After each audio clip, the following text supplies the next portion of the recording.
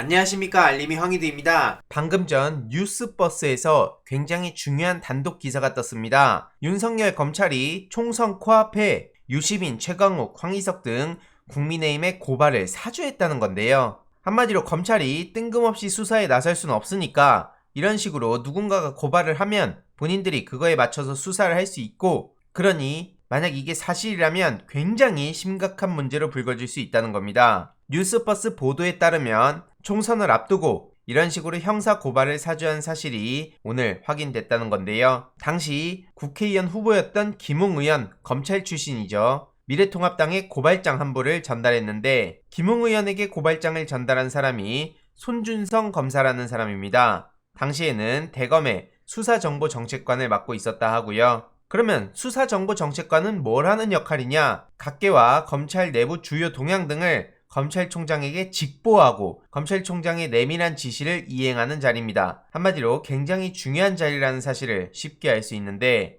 이 사람이 손준성 당시 대검 수사정보정책관이고요. 이 고발장 일부까지 이렇게 첨부가 돼 있었습니다. 고발인란은 빈칸으로 돼 있고요. 피고발인란을 보면 황희석, 최강욱, 유시민 이렇게 이름이 적시되어 있는 상황이죠. 살면서 백지수표는 들어봤지만 백지고발장은 처음 보는데요. 도대체 뭐가 어떻게 돌아가는 겁니까 이거? 고발장의 수신처가 대검찰청 공공수사부장으로 적혀 있었다고 하는데요. 고발을 사주하며 적시한 혐의는 공직선거법 위반, 그리고 정보통신망법 위반 혐의 등이었습니다. 당시 MBC의 검언유착 보도는 어마어마한 파괴력을 가지고 있었죠. 실제로 이로 인해 많은 시민들이 마치 영화 속에서나 나올 법한 일이다 라면서 굉장히 충격에 빠지기도 했었는데요. 여기에 피해자로는 윤석열, 김건희, 한동훈 이렇게 3명이 적시돼 있었다고 합니다. 뉴스타파가 지난해 2월 보도한 김건희 도이치모터스 주가 조작 연루 의혹 보도와 MBC 검언유착 의혹 보도가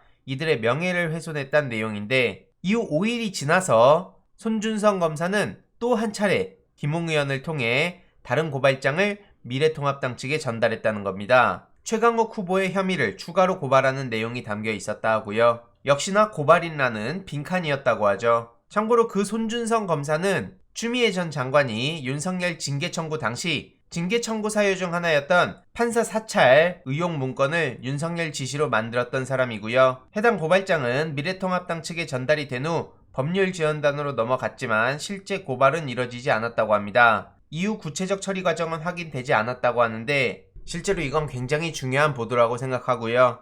이에 대해서 이진동 기자가 분석과 해설을 덧붙였습니다. 법여권 인사를 대상으로 한 야당 고발 사주는 명백한 정치 공작이고, 이건 윤석열의 검찰권 사유화라는 거죠. 이런 행위는 총선을 앞둔 시점에 야당을 끌어들여 법여권 인사들에 대한 수사 단초와 수사 동력으로 삼으려 했다는 점에서 명백한 정치 공작이란 거고요. 특히 보복 수사 시도로도 볼 수 있다는 겁니다. 당시 민주진영 지지자들은 조국 수호와 반윤석열을 내세우고 있었고, 야당에서는 윤석열 지키기라고 있었죠. 최강욱 대표와 황희석 최고위원은 윤석열과 계속해서 부딪히고 있었고요. 유시민 이사장 역시 윤석열 전 검찰총장과 검찰에 대해 날을 세우는 발언을 했습니다. 최전선에 앞장섰던 인물들이라는 거죠. 정치적으로도 굉장히 중요한 위치에 있던 이들을 대상으로 고발을 사주한 건 공작적 정치 개입이자 수사권을 이용한 보복 시도로 해석될 수밖에 없다는 이진동 기자의 의견이고요. 게다가 김건희 주가 조작 보도를 이어간 기자까지 포함된 건 당시 윤석열 검찰이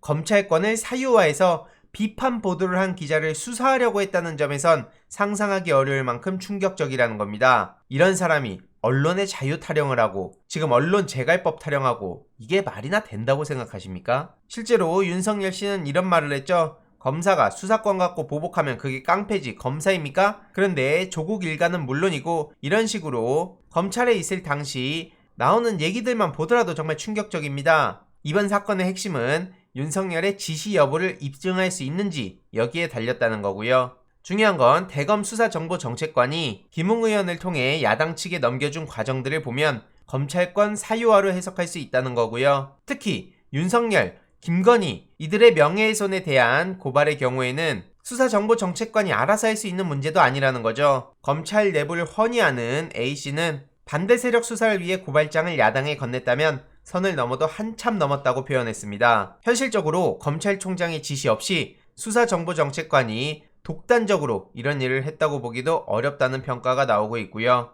이에 대한 진상규명은 대선 전국의 판을 흔들 수 있는 핵폭풍이 될 가능성이 높다는 평가까지 이어지고 있습니다. 특히 반드시 대검에 고발하도록 주문하고 고발장 수신자를 앞서 말씀드렸듯이 대검 공공수사부장으로 미리 기재해둔 건 사건 배당 때문으로 판단되는데, 당시 서울중앙지검에 이성윤 지검장이 있었는데 이로 인해 윤석열의 장악력이 크게 약화된 상태였죠. 그래서 이게 중앙지검으로 가면 컨트롤하기 어려우니까 대검에 접수하도록 한 거 아니냐, 이건 맞춤형 수사라고 볼 수 있다 라는 평가까지 이어지고 있고요. 명예훼손의 경우에는 검찰이 수사를 못하고 경찰로 넘기는데, 그걸 고려해서 검찰이 선거범죄로 직접 수사를 막기 위해 공직선거법 위반 혐의를 끼워 넣은 것으로도 해석이 되고 있습니다. 개인적으로 저도 이명박 재단 측에서 고발당할 때 공직선거법 위반 혐의가 같이 껴 있었는데 왜 MB가 공직선거법인가 싶었는데 이런 이유인가 싶기도 하네요. 이건 그냥 개인적인 생각에 불과하고요.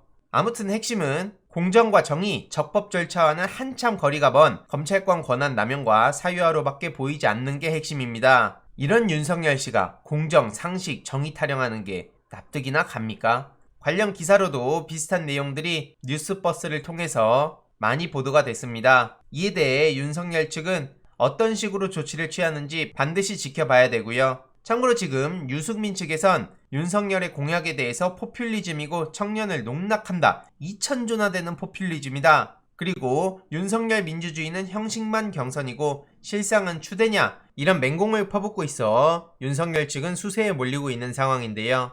본인이 얘기 한마디만 하면 다들 벌떼처럼 말씀하시는데 라고 표현하고 있는데요. 본인이 그런 식으로 택도 없는 소리를 하고 말도 안 되는 행보를 보이고 그러니까 이렇게 많은 비판을 받는 거 아닙니까?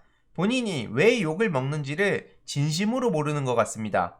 아무튼 추가 보도가 나오면 계속해서 전해드릴 예정이고요. 마지막으로 남양유업 관련한 이야기를 전해드리려고 합니다. 뉴이저에서 계속해서 중요한 보도를 하고 있는데, 핵심은 남양유업 측에서 거짓말한 점, 그리고 박형준 부산시장의 사퇴 요구 등이 있습니다. 한마디로 남양유업 약속 지키지 않았다는 거고요. 홍 회장은 상반기 보수로 8억이나 받았다고 합니다. 게다가 홍 회장 측의 계약 해지 통보로 남양유업 매각도 무산됐다는 거고요. 게다가 지금 박형준 부산시장은 방역수칙 위반으로 고발이 되기도 했는데, 미술 관련 행사를 마무리하는 공적 성격의 모임으로 판단했다며 식사는 하지 않았다고 해명했지만, 참석자는 애초에 알려진 14명보다 3명이나 많은 17명이나 됐다는 거고요. 박형준 시장의 부인까지 참석해 5시간이나 머물렀다고 합니다. 남양유업 계열의 디저트 회사 직원들까지 동원돼서 요리를 준비했다 하고요. 이에 방역수칙 위반 1호 시장이라며 자진 사퇴하라는 비판의 목소리가 이어지고 있습니다. 이게 민주당이었다면 얼마나 많은 보도가 쏟아지고 포털 1면을 다 뒤덮었을 텐데, 박형준이니까 이렇게 조용한 건가요? 해당 소식을 모르고 넘어가는 분들이 굉장히 많으신 것 같은데요. 그러니 SNS, 각종 커뮤니티 등에 계속해서 문제 제기를 해야 된다고 생각합니다. 추가적인 소식들 계속해서 전해드리도록 하겠습니다. 이번 내용도 유익했다면 구독, 좋아요, 알림 설정, 멤버십 가입 정말 큰 힘이 된다는 점 말씀드리고 싶습니다. 이번 내용도 주위에 널리 공유 부탁드립니다.